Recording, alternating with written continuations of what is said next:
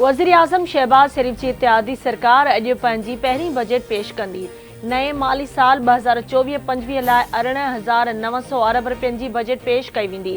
खसारो 9,800 अरब रुपया हूंदो। टैक्स ओगाड़ियुनि जो हदफ़ 13,000 अरब रुपया मुक़रर करण जी तजवीज़। सरकारी मुलाज़मनि जी पघारुनि में ऐं पेंशन में 10 खां 15% इज़ाफ़े जो इम्कान। वफ़ाक़ी तरक़ियाती मनसूबनि जो काथो 1500 अरब हूंदो।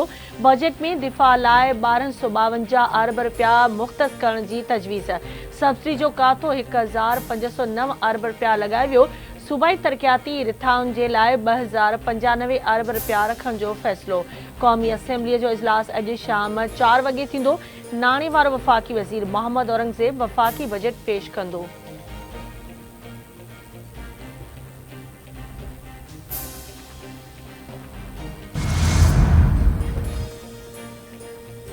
हुकूमत पारां ईंदड़ माली साल दौरान तरक्याती मनसूबनि लाइ 1500 अरब रुपया मुख़्तस।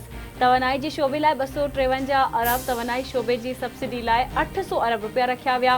इंफ्रास्ट्रक्चर लाइ 827 अरब, आबी वसीलनि लाइ 206 अरब, ट्रांसपोर्ट ऐं मवासिलात लाइ 279 अरब रुपया मुख़्तस कया विया। बजट जी GDP ग्रोथ जो हदफ़ 3.6% रखियो वियो।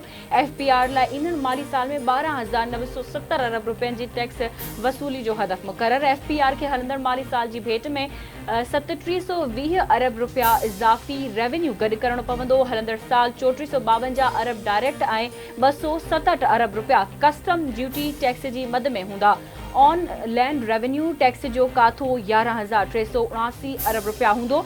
सिधी रीति टैक्स जो काथो 5,512 अरब रुपया हूंदो। इनकम टैक्स काथो 5,454 अरब रुपया हूंदो। टैक्स जी मद में 1773 अरब रुपयनि जो इज़ाफ़ी हदफ़ ॾिनो वियो।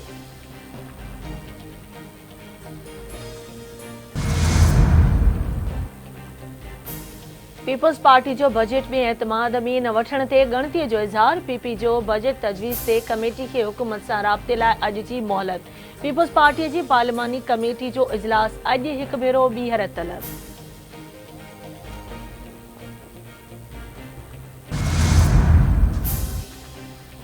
लकी मरवत में बारूदी सुरंग धमाके में शहादत माणींदड़ फौजी जवान मीडिया माउ हवाले। शहीदनि जी जनाज़ नमाज़ में फौजी ऑफिसरनि, जवाननि, शहीदनि जे वारसनि ऐं इलाइक़े वासियुनि जी शिरकत। शहीद थियलनि खे फौजी एज़ाज़ सां संदनि आबाणे इलाइक़नि में मीडिया माउ हवाले कयो वियो। शहीद थियलनि में सूबेदार मेजर मोहम्मद नज़ीर, लांस नाइक मोहम्मद अनवर, लांस नाइक हुसैन अली, सिपाही असदुल्ला, सिपाही मंजूर हुसैन ऐं सिपाही राशिद महमूद शामिल। ISPR मूजिब सिक्योरिटी फोर्सिस मुल्क मां दहशतगर्दी जी लानत जे ख़ात्मे लाइ पुरअज़म आहे। बहादुर शहीदनि जूं कुर्बानियूं असांजो अज़म मज़बूत बणाइनि थियूं।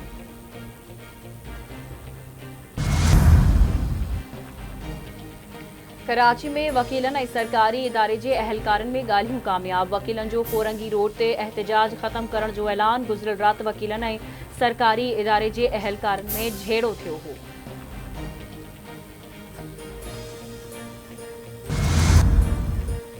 ICC T20 वर्ल्ड कप जा दिलचस्प मुक़ाबला जारी।